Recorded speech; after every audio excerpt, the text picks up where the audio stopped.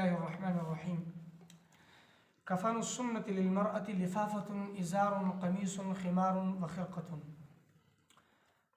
دا د زنانه د کفن متعلق ذکر دی چې د زنانه د کفن څو کپړې دي او زنانه له د کفن ورکولو طریقه څه ده. نو چونکې مخکې هم دا خبره ذکر شوه چې یو کفن سنت دی مسنون کفن، دویم کفن کفایي دی او دریم کفن ضروري.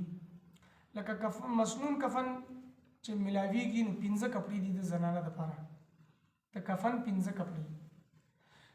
کفایي کفن چې په هغې باندې کفایت به د مړي وشي لکه نو هغه 3 کپړې دي، او ضروري کفن خو چې څه شی بیا موندې شو. لکه که مثال په طور باندې د کفن ټولې کپړې ملاویږي او په مناسب قیمت ملاویږي، څه حرج پکې اخیستو کې نشته دی، نو بیا به دا ټولې کپړې واخیستلی شي. که ټولې نه ملاویږي، لږې ملاویږي یا ملاویږي ټولې لیکن اوس قیمت د هغې نشته دی، هسې څوک ورکوي نه، نو بیا وایي چې دا 3 کپړې خو کم از کم واخیستی شي.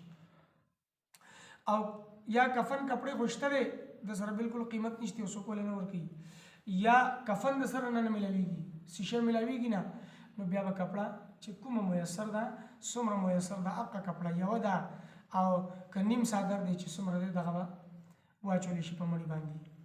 لکه مصعب بن عمر رضی الله تعالی عنہ د جنگ احد په موقع باندې چې دله کله کفن ورکول کېده نو یو صادر او هغه صادر چې کله د سر به پټاو نو د خپې به ښکاره شتلی، او چې کله به خپې پټولې نو سر به ښکاره شي. پیغمبر صلی الله علیه وسلم حکم وکړو چې د سر پټ کړئ او د په خپو باندې د سرګړي واښه واچوئ، دا به په ورځ د قیامت د دپاره ګوی کوي.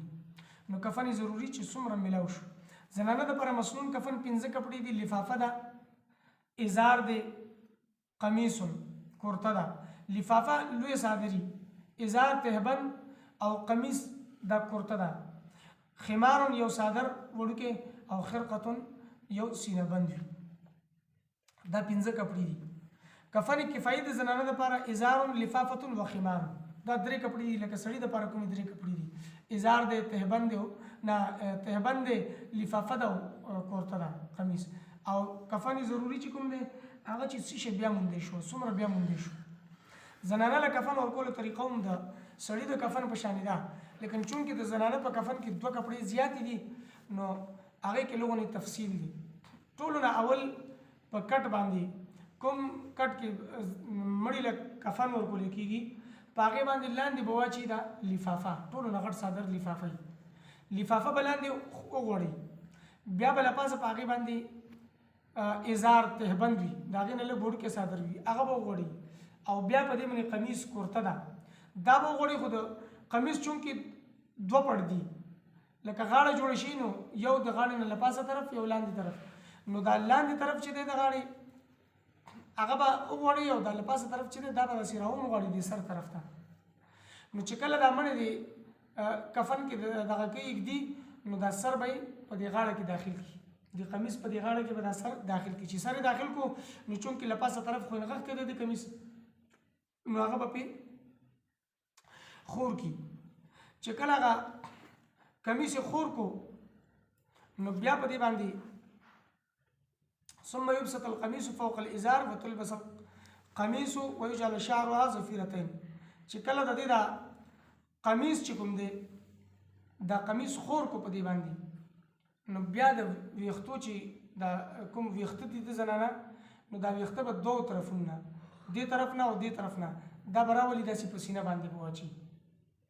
دا ویښته چې کله په دې سینه باندې واچول نو دې پسې به بیا د دې چې کوم صادر دی وړوکی صادر هغه به د دې په دې سر باندې واچولی شي. چې کله صادر په سر باندې واچولی شو نو بیا به ازار دی، کمیس نه لاندې چې کوم صادر دی وړوکی ازار، هغه ازار به بیا ګس طرف نه ونغاړي اول، لکه دا صادر دی مثال په طور باندې داسې څنګه چې سړی اچي دا صادر نو ګس طرف نه به اول ونغاړي داسې، او بیا به پې له پاسه ښې طرف ونغاړي. خو دې نه مخکې چې سر باندې کوم دوپټه اچولې ده نو هغه دوپټه به بیا غوټه کوي نه او راغونډوي به هم نه، بس دغسې خورا به په دې سر باندې د زنانه واچي نو بیا به ازار راونغاړي یو طرف نه اول ګس طرف نه بیا په لپاسه خې طرف چې راونغښتو نو بیا سینه بند به وتړي چې کوم سینه بند دی هغه به وتړي هغې نه وروستو صرف یو غټه لفافه چې کومه ده غټ څادر هغه غټ څادر پاتې شو غټه لفافه نو هغه څادر چې دی اول به ګس طرف نه راونغاړي او بیا به د ښي طرف نه لپاسه پرې واچي او بیا دا کفن چې دی دا به کوز سر نه او بر سر نه وتړي غوټه به ورکړي چې دا کفن کولاولی شي